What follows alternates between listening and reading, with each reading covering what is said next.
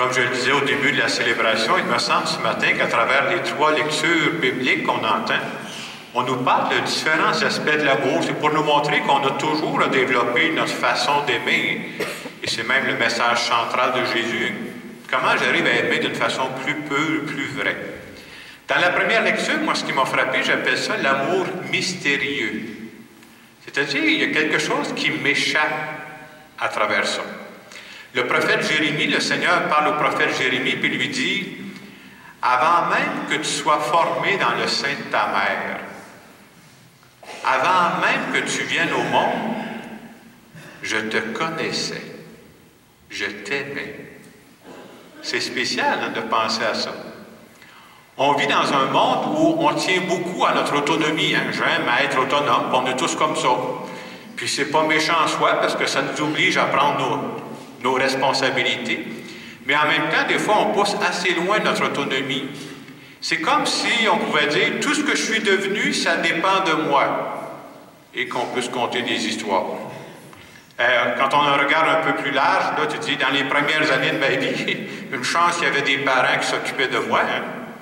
Puis, en cours de route aussi, combien de personnes sont venues donner un coup de pouce à notre développement? Et ce matin, dans la lecture, c'est comme si Dieu vient en rajouter une couche et dit, « Hey, avant même que tu viennes au monde, j'avais commencé à te travailler. J'avais commencé à t'aimer. » Et c'est beau de penser à ça parce que c'est vrai pour Dieu, mais même pour d'autres personnes. Moi, je parlais à ma mère, elle disait, « Avant que tu viennes au monde, j'avais commencé à prier pour toi. » Hey, c'est spécial de dire, nous autres, on n'avait rien de fait encore, puis il y a du monde qui déjà nous faisait des démarches pour nous. Et tout ça, c'est pour nous dire que toute notre vie à nous autres, il y a un aspect mystérieux là-dedans, un aspect qui nous dépasse. La personne que je suis devenue aujourd'hui, c'est une histoire beaucoup plus complexe que je pourrais penser. C'est une histoire sacrée. Et pourtant, on avance dans la vie comme si on disait, « Hey, tout dépend de mes décisions, je mène ma vie, moi. » Et qu'on peut s'en faire à croire. Plus on avance dans la vie, je ne suis pas encore très, très vieux, là, mais plus j'avance dans la vie, je commence à me rendre compte qu'on ne contrôle pas grand-chose.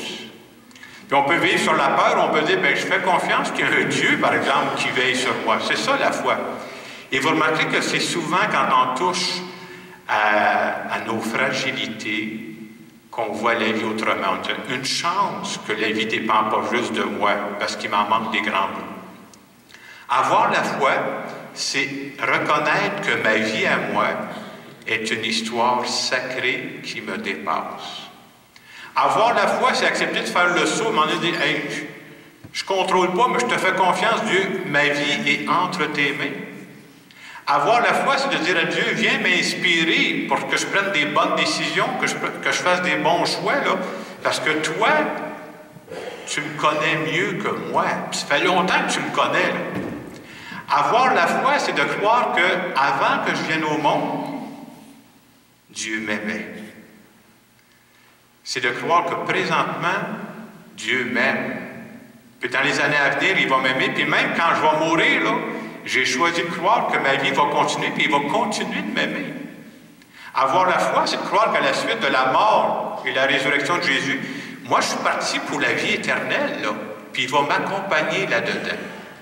Donc, il y a tout cet aspect-là merveilleux. Quand on pense à ça, là, c'est comme, cette semaine, je méditais là-dessus, puis je trouvais que ça donnait le vertige. Je parle de ma vie, puis j'ai l'impression qu'il y a un grand bout de ma vie que je connais même pas, qui m'échappe. Mais même présentement, là, il y a pas quelque chose qui m'échappe de ma propre vie. Quand on arrive dans l'Évangile de ce matin, comme je disais, je trouvais que Jésus rencontre les gens de Nazareth. Et les gens de Nazareth ont entendu parler de ce que Jésus a fait dans les classes avoisinantes. Ils vont parler de Capharnaüm, entre autres. Puis on veut nous montrer que l'amour des gens de Nazareth, ils ont un parti pris là-dedans. Ils vont dire, hey, ce que tu as fait à Capharnaüm, là, puis dans d'autres villes, là, tu pourras venir faire ça ici, chez nous. Là. Nous autres, on t'a vu grandir. Hein? Autrement dit, les gens de Nazareth sont en train de dire à Jésus, s'il te reste des miracles à faire, là, viens faire ça ici, chez nous, avec notre monde. On voit que les gens de Nazareth aiment Jésus. On pourrait appeler ça un amour intéressé. Ça me faisait penser, quand on écoutait la commission Charbonneau, un amour intéressé, ils appelaient ça, eux autres, un chum, c'est un chum. Hein? Il faut qu'à un moment donné, le retour de l'ascenseur revienne. Là. Et on rit de ça, mais vous savez, c'est facile de tomber là-dedans. Pourquoi je suis ami avec telle personne? Oui, c'est une belle amitié. C'est-tu pour que ça me rapporte ou est-ce que mon amitié est gratuite?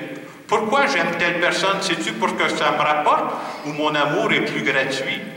En tout cas, c'est une bonne question à se poser. Et devant ce que les gens de Nazareth font devant lui, ce qu'ils disent, Jésus va dire « Aucun prophète n'est bien accueilli dans son pays. » Et je trouve que c'est encore vrai aujourd'hui. Hein? Combien de fois, vous remarquerez, je pensais à des exemples, on va aller manger chez des amis, puis tout ça, puis ils nous font un bon repas, puis on va leur dire hey, « Merci pour le bon repas, comment c'était bon. » Mais chez nous, dans les 6 derniers mois, je n'ai jamais pensé à dire merci, je n'ai jamais pensé à dire que c'était bon. Quand c'est ailleurs, c'est toujours meilleur, hein, vous remarquerez ça. Ou on va remarquer que des gens qu'on rencontre à l'occasion, là, et que mes amis sont gentils, je les vois 2-3 fois par année. C'est-tu du monde gentil, hein? Puis avec le temps, mais je vois même plus les petites attentions de mon conjoint, ma conjointe avec qui je vis tous les jours. C'est toujours meilleur ailleurs. Et des fois, j'ai déjà entendu, même avec les enfants, as-tu vu les enfants de nos voisins? Lui, il réussit dans le hockey, elle est bonne dans la musique. C'est quand la dernière fois que tu as encouragé les tiens, tu as remonté le moral des tiens. Alors nous autres aussi, des fois, hein, nul n'est prophète dans son pays. Et à travers ça, on veut nous amener à réfléchir sur l'amour gratuit. Et c'est Saint Paul qui parle de ça ce matin. Il veut nous montrer que l'amour, ça se vit tout proche de nous, dans le concret. Saint Paul dit, si je n'ai pas l'amour, je ne suis rien. Puis après ça, il détaille comment se vit l'amour. Il va dire, l'amour prend patience. L'amour en service. L'amour ne cherche pas son intérêt. Et à travers tout son message, Saint Paul est en train de nous dire, si j'arrivais à la fin de ma vie, puis je dirais, hey, moi, j'ai réalisé des grandes choses. Je suis quelqu'un de connu. J'ai fréquenté les grands de ce monde. Mais il dit, si tu as fait tout ça dans ta vie, mais tu n'as pas connu l'amour vrai, c'est bien de valeur, mais tu es passé à côté de l'essentiel. Un être humain, c'est fait pour aimer. On a besoin de ça. Puis on a besoin d'arriver à aimer d'une façon gratuite. Et je cherchais un exemple de quelqu'un qui a vécu ça, cet amour-là, d'une façon gratuite. Puis je regardais la photo que vous avez sur votre prion d'église. Je ne sais pas si vous connaissez cette personne-là. Il y a quelqu'un qui m'a demandé si c'était ma photo dans quelques années. J'ai dit que je n'aurais pas ces lunettes-là. Là. Alors, la photo qu'on a sur notre prion d'église, c'est l'abbé Pierre, qui est très connu en France. Et l'abbé Pierre est décédé il y a quelques années. Et on peut dire que cet homme-là, pendant toute sa vie, il a cherché à aimer les petits, les pauvres, les gens qui n'avaient pas de logement. En 1949, lui, il a fondé ce qu'on appelle les centres Emmaüs. Puis à travers ça, il voulait chasser la misère, en tout cas, enlever le plus possible de misère. Les comptoirs Emmaüs, c'est très simple. Ils achetaient des vêtements usagés, des meubles usagés, puis ils revendaient ça, puis ils payaient ses œuvres avec ça. Et quand quelqu'un fait ça, tu dis, lui, il a découvert que l'amour gratuit, c'est important. Et l'abbé Pierre disait assez souvent aussi, ce qui distingue le monde, des fois, nous autres, on est portés à faire des catégories entre les personnes. On va dire, ben, il y a les riches, il y a les pauvres. Lui, il dit, c'est pas d'abord les riches puis les pauvres. C'est même pas les croyants puis les non-croyants. Lui, il disait, le monde, ce qui vraiment sépare le monde, c'est les gens qui essaient d'aimer et les gens qui bloquent l'amour. Il dit ça fait toute une différence. Et l'abbé Pierre, il a vécu jusqu'à l'âge de 94 ans. Puis quand arrivait les dernières années de sa vie, on le voyait vieillir, là, les gens lui demandaient, qu'est-ce que vous aimeriez que les gens retiennent de votre vie? Et l'abbé Pierre disait, je ne sais pas s'il l'a fait graver, il dit, j'aimerais ça, moi, sur ma pierre tombale, qu'on écrive tout simplement, il a essayé d'aimer. Je trouve ça tellement beau. Je me suis dit, ça serait beau si on pouvait dire la même chose que nous, hein. Je ne sais pas, Michel, il a essayé d'aimer. Lise, elle a essayé d'aimer. Alors ce matin, on se vient de se faire parler d'amour. Je pense que l'amour, c'est le sujet principal que Jésus-Christ est venu nous parler.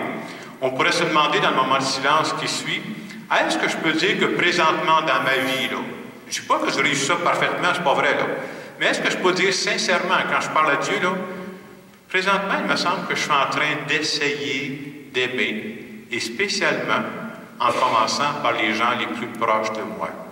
Je vous laisse quelques instants pour en parler avec Dieu.